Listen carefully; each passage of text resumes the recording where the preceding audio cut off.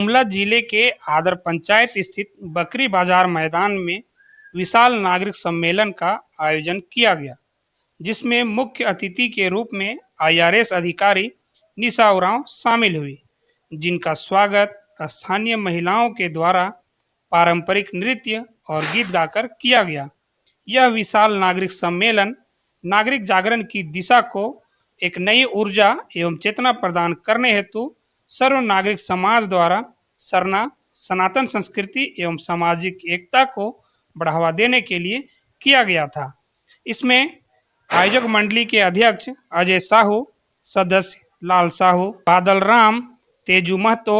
जलिंदर साहू, सरांगो मुखिया राजेश बड़ाइक, वासुदेव महतो, सूरज नायक, आदित्य ठाकुर आदि शामिल थे और इस सम्मेलन में आदर पंचायत के तमाम गांववासी भी शामिल हुए।